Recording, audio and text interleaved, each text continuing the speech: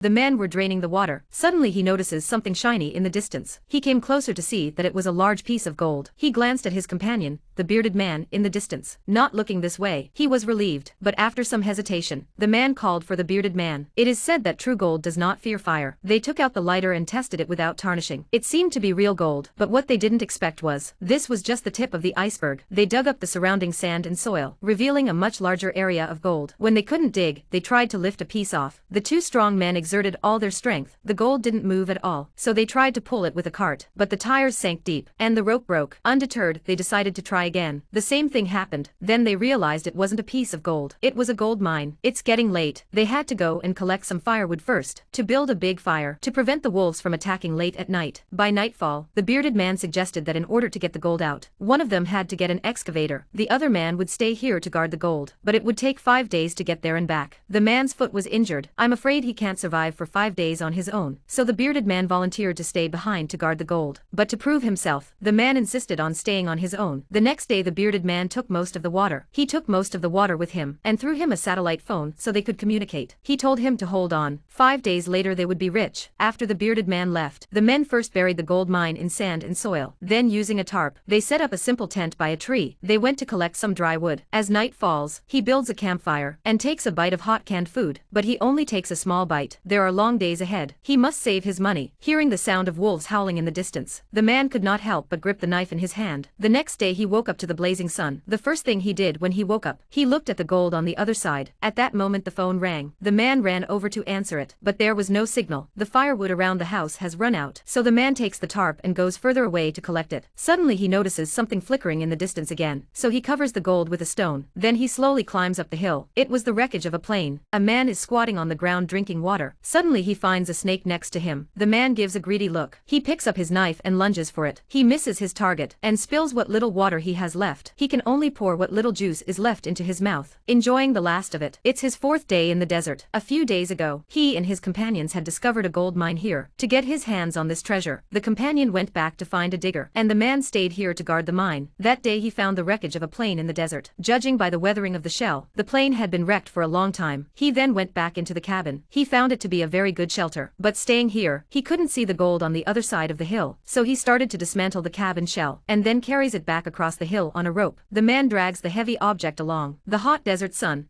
combined with a chronic lack of water, his skin is beginning to burn, but he can't think about it anymore. He wraps the pieces around the tree. He secures it with a tarp and rope. A modest camp is set up. The man is exhausted from all the work he has just done. He sits beside the gold mine. His burnt and festering skin attracts flies and insects. He looks at the gold on the ground. Then with all his strength, he finally knocked off a piece. He held the gold in his hand, and was overjoyed. Just then the phone rang. The bearded man told him there was a problem with the car. He might have to wait a couple of days. The man said he had struck a small piece of gold. It should be enough to feed and clothe them, but the bearded man told him to hold on. They wanted the whole gold mine. At night the man runs out of firewood. He had to carry the only torch he had left, against the night, and the beasts that hide in the shadows. Finally, the next morning, the man woke up in the camp with his gold in his arms. The burns on his face were getting worse. To fortify the camp the man went back to collect the pieces. Suddenly, he saw a woman in the distance walking towards him. He hides in the cabin and hides the gold, but the woman spots him anyway. Faced with the woman's questioning, he had to lie that he was a scavenger, but the woman didn't believe him. Who would come to a place like this to scavenge?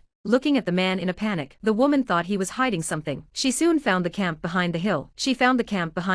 Seeing the situation was not good, the man rushes after him, offering to give the woman the wreckage of the plane. But the woman doesn't stop there. He followed the man and kept asking questions. This made the man, who already had a headache, furious. He shouted at the woman and told her to mind her own business. The woman was not angry. She was even more sure that the man was lying. Then she walked quickly towards the camp. The man glanced at the gold on the ground. Fortunately, the woman hadn't noticed. She just gestures around the camp. The man shoos her away, but the woman gradually moves towards the pile of stones. Still spotting him, she curses the man. Enraged, the man throws his shovel straight at the woman's head. He swung the shovel at the woman's head. The woman was killed instantly because the woman had discovered his gold stash. He became furious and killed her. He then took all the supplies from the woman's body. Then he dug a hole and buried the body. He thought he had done it all perfectly, but it wasn't long before a hunting dog found the smell of blood and dug up the body. There was nothing else to do. The men had no choice but to burn the body and then buried it. The next morning he woke up to the sound of a phone call. It was the bearded man, but he told the man he would have to wait a few more days. At this this news the man broke down and cried. Just then he saw a truck passing outside, but in order to keep the gold mine, the man chose to remain silent. One day the man went out to collect firewood as he always did. He looked up and saw a sandstorm coming in the distance. He immediately turned and ran back to camp. But this simple camp, it was no match for the huge sandstorm. Soon the man was also swallowed up in the sand. When he woke up again, a branch was sticking out of his stomach. He stood up and looked around, still looking for the pile of gold. At this moment he had nothing left. The gold was the only thing to keep him alive. At last he dragged his badly wounded body. He crawled to the pile of gold. He touched the gold with his hand and passed out. When he woke up again, he pulled the stick out of his stomach in pain. He then disinfected the wound with a red-hot can lid. The pain was so intense that the man foamed at the mouth. He passed out again. In a trance, he saw a woman with a weapon aimed at him, but she didn't shoot him, and gave him water. Suddenly he saw again the woman he had stoned to death, staring at him with anger in her eyes. Then a phone rings. The man woke up from his nightmare. He rushed to get the phone out of the sand. It was the bearded man calling. He told the man to guard the gold mine. He would be here soon. The man's hope was instantly renewed. He crawled over and covered the gold. Suddenly a woman's voice sounded behind him. It was not an illusion. She was the sister of the dead woman. He asked the man if he had seen his sister. The man did not answer. He just shooed the woman away. The next day the man woke up again, to find himself surrounded by fires. Apparently the woman had lit them to keep the beasts away. He dialed the phone and asked where the bearded man had arrived. The answer was still the same. Suddenly the man noticed hounds ahead. More and more hounds. The man kept urging the bearded man. He tells him to go faster. A hound suddenly rushes up and bites his leg. The man can only scream helplessly. In the distance,